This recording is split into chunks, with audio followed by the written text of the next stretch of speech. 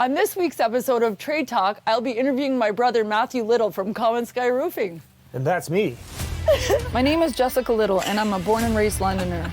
So the last few years, my clients have been asking me like if I knew a good tradesperson, and I was just like, well, my dad is one, but he's just always so busy.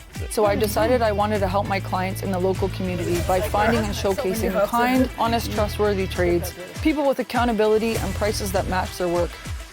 This is Trade Talk. So what made you get started in roofing, like specifically? Because I know our dad's a contractor and he's taught us a lot of stuff. From a very young age, I was helping Dad fix up all of the rental properties. Yeah. And then I realized quickly that when you do all the different trades like Dad did, your van was always a mess. You always had too many tools, too much material, and it was all over the place. So I decided that it would be better if I just specialized. It's less tools, less mess. And then I really focused on roofing from around the age of 15. Yeah. And so my career's about spanned 20 years or so now. It was roofing. That's pretty, it's hard to believe that this has been that long. But you've done a million different things too. You've done like house flips and stuff too, right? Yeah, I got into house flipping after I realized that roofing was so hard on the body. Yeah. It started to take a wear and tear on my knees and on my back. Yeah. So I got into doing a lot more house flips and things like that. It was, it split it up during the day, so it was less hard on the body. I could do that for 8 or 10 hours without having to sit for 2 or 3 days. Oh yeah, yeah, I know. Oh, you remember when they used to call you Steeple Matt? Steeple Matt. Yeah, because he used to do churches. Like he would do all these crazy churches. Like you just didn't have any fear. Actually, you still don't. But yeah, you used to I have a few, but there's some fears. Yes, there's some fears. But I don't want to do church steeples anymore. that was in my younger days. I have a fear that I would run out of Reese's Pieces peanut butter cups. That's a big fear. That's your energy. That's yeah. that's my one fear. But yeah, so you did the house flips, and now so what do you want to focus on the most? Because this is a big project, and we're going to show what my brother's done with this farm. It's really amazing. But what do you want to focus on the most, and what have you been focusing on now? Well, I continue to maintain my roofing business, and I use that as a way to fund my other projects. Yeah. Being that that's my specialty, my phone keeps ringing all the time for people looking to get the roof done. Yeah. But I like to also spend time out here at the farm, making sure that everything is maintained, and I get to fulfill kind of the vision that I have of this place. So. Yeah.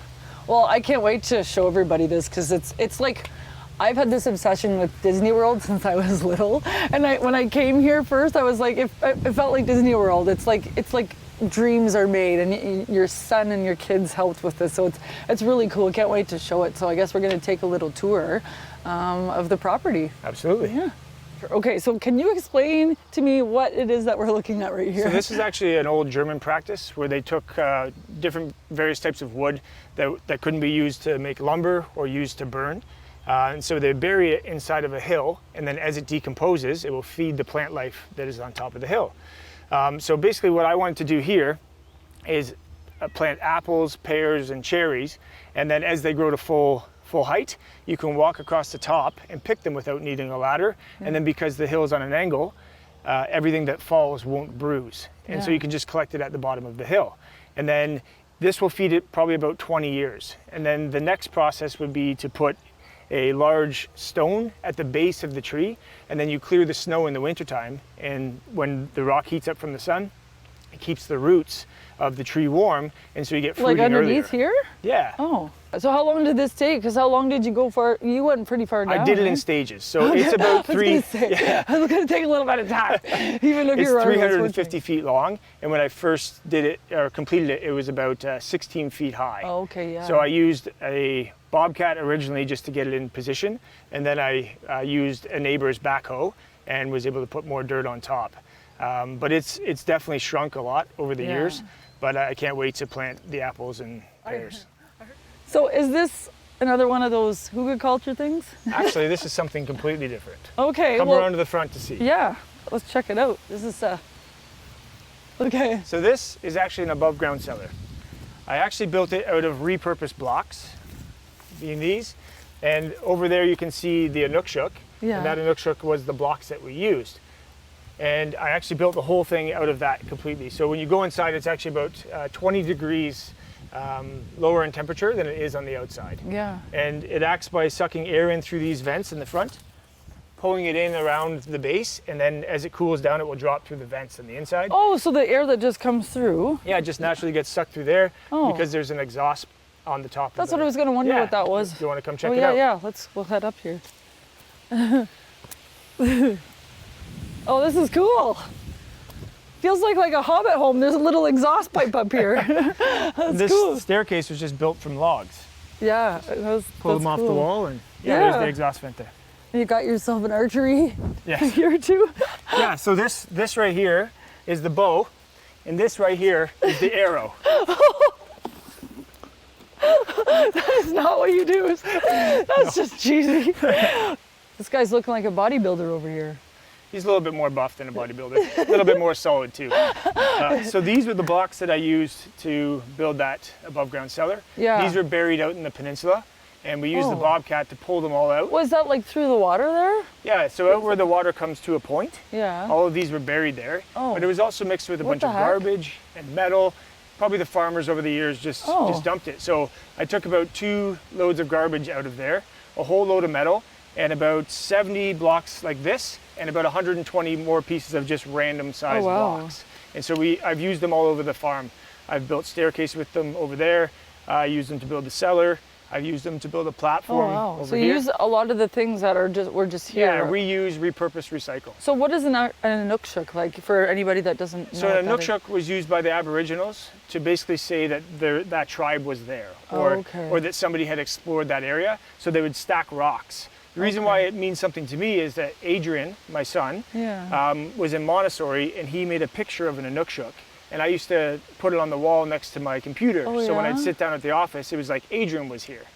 This is something that I built. I actually built it entirely out of skids. Oh yeah. In the effort of recycle and reuse. Oh, yeah. I figured what's the most cost effective and the best way for me to build structures without having to buy new material or use, a lot of materials that have a lot of chemicals in them. Yeah. And so I was able to find skids for free, and then I repurposed them and built them for this. Oh yeah, that's perfect. So how often are you chopping wood down? Because that seems like you got a good stock. That was a lot of manpower, a lot of muscle going on. So the first year I owned the property, I was out here in the winter a lot, and we actually burned through that twice. Oh really? Yeah, it was filled right to the brim, and we burned through it twice. You were hanging out a lot though outside, Yeah, eh? we were here all the time. Well, that's actually for the little wood stove inside the cabin. Yeah, so you got the wood stove to heat that, and then you collect rainwater for your water too, That's right. Yeah. Okay. Yeah, so most of my showering and bathing was just done in rainwater for multiple months. Yeah, I wouldn't even know where to start till you didn't understand that. You're the smart one in the family. All right. You got the looks. Yeah. Sometimes. All right, so the other part we want to look at is this dock that Matt built. Well, you can see the walkway's kind of engulfed in water, but it's a really special dock. It's floating. You made that custom. It wasn't out here before, right? No, actually, when I first took possession of the property, all of that was grown in, and there was an old dock there before, mostly just a walkway. Oh, yeah. But the walkway was completely dilapidated. It was falling apart. It was soggy. It was a mess. So we actually took the winch on my truck and pulled it all out. And then rebuilt this structure.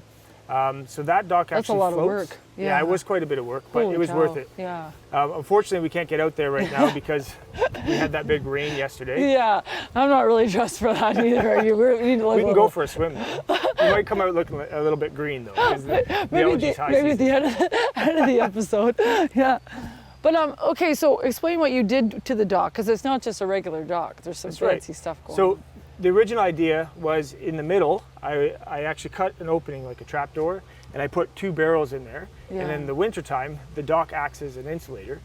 And so it doesn't fully freeze in there. And then you just tap the top 1 inch of ice with a hammer, and then you can climb in and have an ice dip built right into the dock. With those barrels in there? Yeah, so the barrels actually hold clean water. So you're not actually sitting in this water here, so there's no algae or anything like that. Gotcha. And then you start the fire, and so you can sit next to the fire after you get out of your ice bath. So on New Year's, one New Year's, I went in the ice dip. I was doing qigong while sitting out there. And What's qigong? Qigong is it's like building up the energy inside of you. It's various movements and It's movement therapy, essentially. Oh, okay. It's from like ancient Chinese practices. Okay. And so I went in the ice and then did Qigong on the dock. And then we were just under the stars and just enjoying nature. Oh, wow. Yeah. So you've had people here for like breath work and yoga and stuff That's right. like that too. Yeah. So it's all good for inflammation in the body and for the spirit and everything like that. Yeah, originally I bought this place more for the wellness aspect. Yeah. You know, being out of the city, and just I was always interested in meditation and yoga and healthy living and wellness. Yeah. So this was kind of a place that I could bring people to that are also interested in wellness. Yeah. Yeah. So you're multifaceted. You've got, you know, your roofing, and then you've got your projects, and then your spiritual. A friend of mine told me not your once that typical roofer. I'm strangely interested in things. Yeah, this is my little oasis. Yeah. From the crazy world that we have right now. Absolutely. So, okay. So you want to start with what's on the wall here? So this is actually a dual purpose wall. So I built this so that I could actually work out while I was in the cabin. So you have a fully operational gym. Yep. And then this is your workout platform. Sure, buddy. And then these are 2 Murphy beds. So you can pull them right out of the wall, and you Yeah. can sleep your friends or your family. Yeah, that's pretty cool. And the whole floor is all gym mats, right? So that you can do so any there's kind of 2-inch workout. foam mats, so I can roll jiu-jitsu, and we practice Muay Thai kickboxing in here as well. My friends come over and we put on the boxing gloves and have some light sparring matches. Yeah, that's pretty cool. Usually end up not so light. So what else is going? So this is the wood stove where all that wood's. Yes, this is what I heat the Okay. place with. Oh, what are these? What are they called? Closed pegs? Yeah, so I Clothespins. made these clothes peg boards, or clothespin boards, so I can actually put clothes and claws and things on the back so I can dry it out behind my wood stove. Oh, that's cool. Yeah, so I used to do laundry out here without a washer. I'd put it inside of a cooler, and then Yeah. I would soak it for an hour, and then I'd move the cooler back and forth, and I'd wash it like old times. Oh, really? Yeah. Oh, wow. Just Like with soap baking and soda stuff? and vinegar. Oh. Yeah. Interesting. That's cool. That's really cool. So, and then all of this stuff is on some of the travels that you went and the spiritual things that you've done, right? Yeah, so Because you climbed Mount Kilimanjaro and you went to Tanzania. that's right. bunch of things. Pretty much everything I own is in this cabin. Mm-hmm. These are all my personal belongings. Those photos are from Thailand. That elephant is from Thailand. That's from Australia. That picture's from India. That little map over there is of all of the places that I've been. So you had to fix a lot of this, right? Because it was a fishing hut. Yeah, so when I before? first took possession of the place, it was a mess in here. It was Yeah. like 20 years of just dirty boots. Oh on a- yeah, like guys coming to do fishing. and That's stuff. right. And there was two wood stoves here, and that wasn't open before. Okay. So that is a new addition that we put on. So you made the kitchen and you used the rainwater. Yeah, rainwater to operate Okay. it. Cool. All right, so if customers were wanting to find you to get work done, what would be the thing you're most passionate about? Roofing has been my primary focus for many of the years. As I've progressed through it, I've taken on much more exterior work as well. So we do everything from siding, soffit, fascia, east trough, roofing, and some outdoor carpentry as well. Okay. So anything exterior we can take care of. Oh yeah, so anything, yeah. And Yeah. you can, and even requests that people would have that you haven't done, Absolutely. you can do it, because Yeah. that's just how you I'm an out of the box thinker. Yes, exactly. There's nothing that you can't do, and you won't stop until you can figure that out. And so how can people find you? The best way to contact reach you? me is by my phone number. Okay. Another way, alternatively, is email. I do, however, get back quicker via phone call. So. Yes. Okay, so we can either do a funny dance or a handshake, because at the end of every show, this is mandatory. So what would you like to do? We can do the dance. You want to do a wanna dance? miracle dance? Oh yes, let's do it. Okay. So go like this.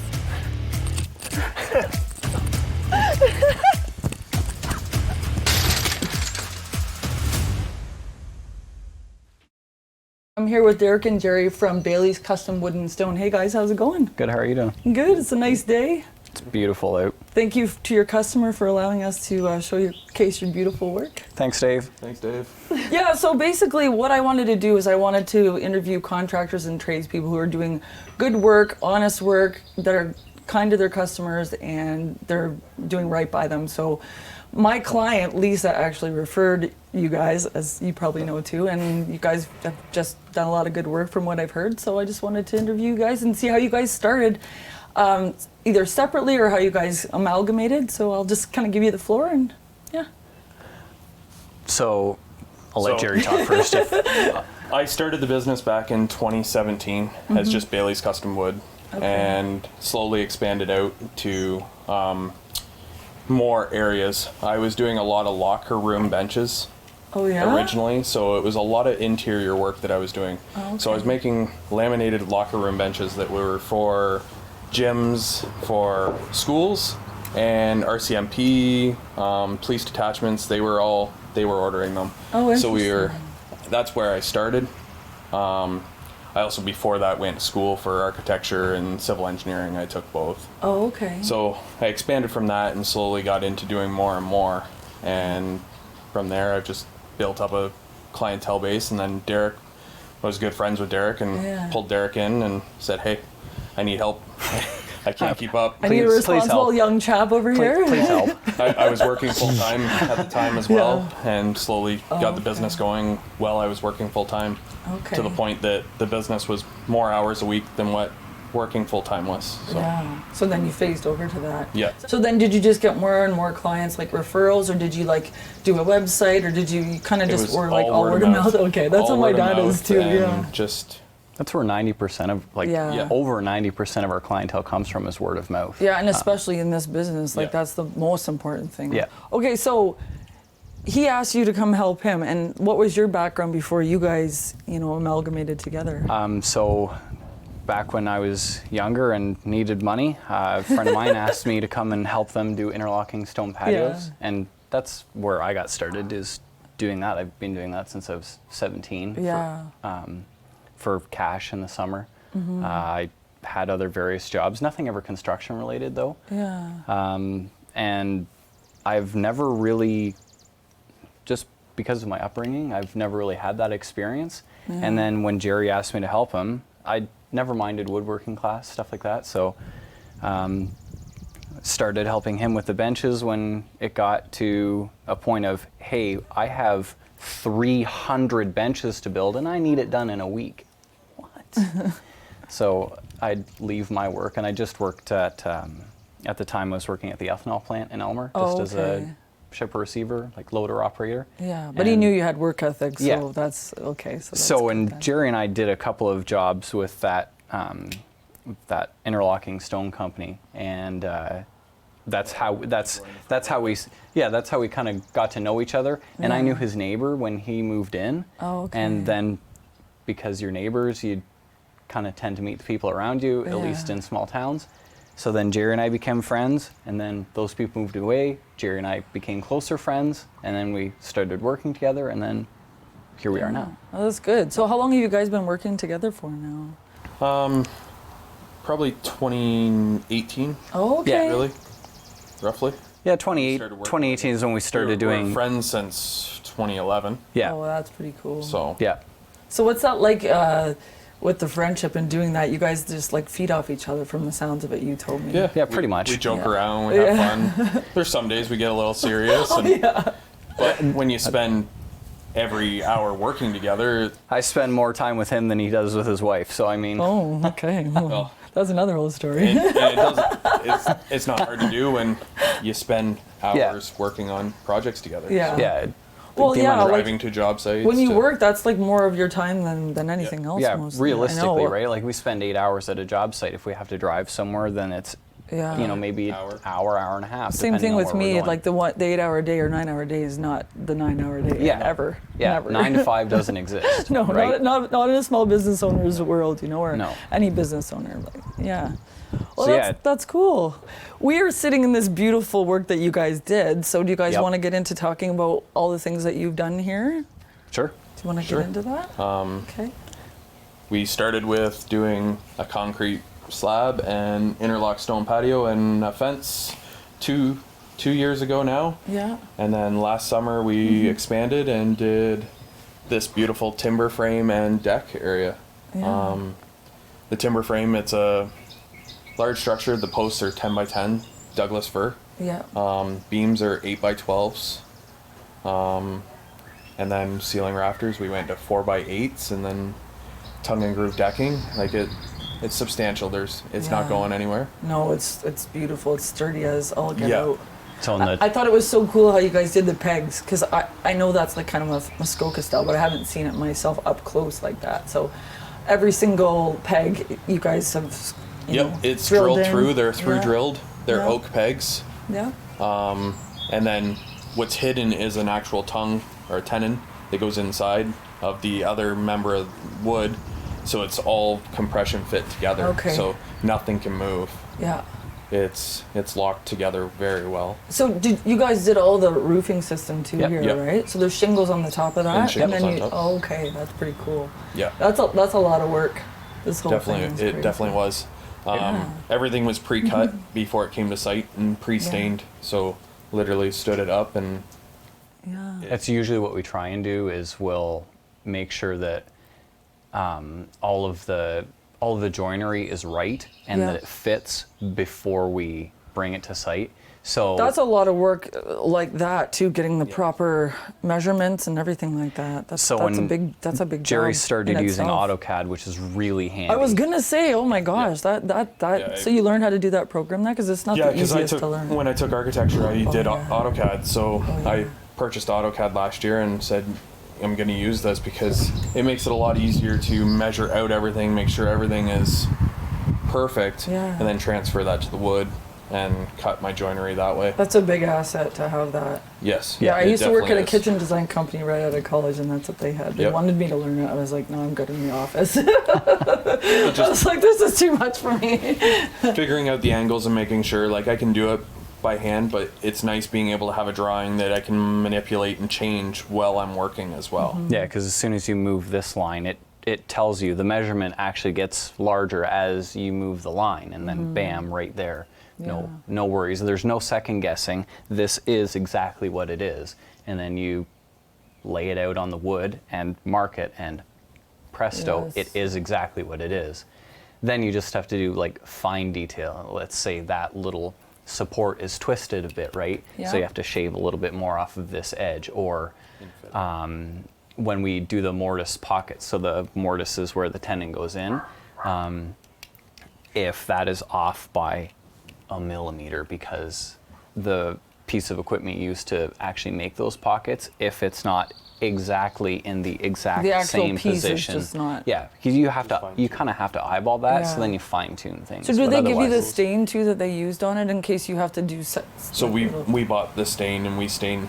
Derek stained all of this material. You pre-stained it before Yeah. it got Yeah. here. You Yeah. guys pre-stained it. Oh, so you Yeah. had the stain. all okay. with a brush. Okay. Yeah, Did there's you guys 3 make those coats. owls up there too? No. No. I believe Dave found those somewhere. Like, China made those. oh my god, I didn't realize that his head was Yeah. turning around. needs It's to move. freaky, you should see it. Oh my god, I didn't realize that was going on. Is it the wind that does it, or he's just on an electronic thing? No, it's the wind that does that. Oh, okay. We've got some creepy owls up there looking at us. It's actually all over. Okay, so what's the best way to choose a contractor? Just, Always feel out your contractor. If you got somebody out, make sure you ask questions. Yeah. If there's anything that you can think of that you want to ask it. yeah. And if they don't have an answer, give them time to give you an answer. Don't expect an answer right off the hop. Yeah. Some may have to think about it and give you an answer, but for the most part, you should be able to have all your questions answered. Well, if Yeah. that's just it. If we don't have an answer for you right away, you know what? Let me figure it out and I'll get back to you, right? Yeah. The more questions you can ask someone, the better it's going to be. Then you can get a feel for who the person is, how they deal with your questions, Yeah. how they deal with that pressure. And if they get back to you and address it, like, Yeah. you know, Yeah. or they say, you know what, it's not something that's in my wheelhouse, but I've got a guy for you. Yeah. Like that, Yep. that's another thing too, you know, like And there's certain we things- have all kinds of situations where that has to happen. Yeah. Like we have our HVAC guys, we have electrician, Yeah. etc. that we call upon when we need that stuff done. So you guys, like, what would be your favorite thing to do then? Like, you're kind of, Honestly, we enjoy doing the timber framing. This is my favorite part of any of this. Building something where you walk into a yard and you go, look at the state of this. Yeah. This is glorious. It's beautiful. It's where you can transform an entire backyard and have a piece like this. This is my favorite kind of thing, and it's outside, so that's good. Oh yeah. I enjoy this, but I also enjoy cabinet making as well. So kitchen cabinets to bathroom cabinets. So you custom make them then? Yeah. Yeah. Full custom. That's quite the thing, because installing is one thing and then fitting the countertops in, but you have the AutoCAD too, so you can custom make them and make it all fit, right? And I have a complete woodworking shop at home. Oh as really? well, to do custom cabinets, Oh my god. to doors, everything. Oh cool. Well, that's awesome. So you like custom cabinets. What about you, sir? Other than this, Other than that, I really don't mind. There's interior things that we get to do where if we have to reframe, I really don't mind framing at all. So kind of one of the things, without putting words into Gerry's mouth, he wants to get into building custom homes in the future.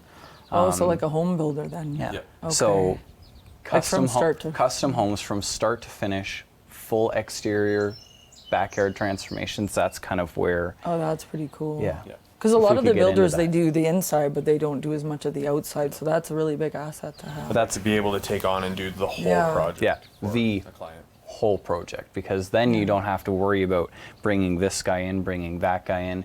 Yes, we can do things, certain aspects we might sub out. Obviously, we have our HVAC, we have electrical that we bring in, but then we're also, not only are we the contractor that does most of the work, we also general contract so that we can manage everyone and not have to deal with a third-party general contractor or a project manager, because sometimes things get misconstrued when you're trying to play telephone, and by the time that it gets to the other person, he doesn't have a clue what's actually happening. No, so you get to manage it from start to finish. There's not a bunch of craziness going on.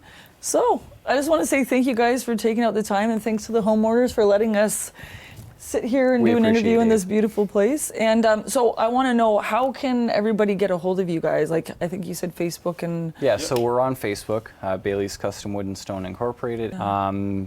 Our business number is on there, our hours are on there. Okay. And then both Gerry and I are on Facebook and Instagram.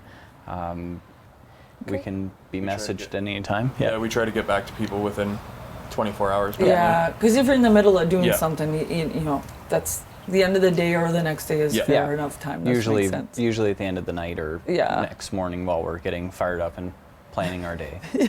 You're in the middle of doing something like this, you can't talk about. Yeah. But yeah, okay, that's good. So on Facebook, we got the phone number, and so I think we're all set then. Yep. Okay, well thanks guys. I This was really appreciate it. good. Thank you so much. This is really nice. You guys vibe well together, I can see, so that's good. We try. Cohesive Today. unit. Oh, look at the love.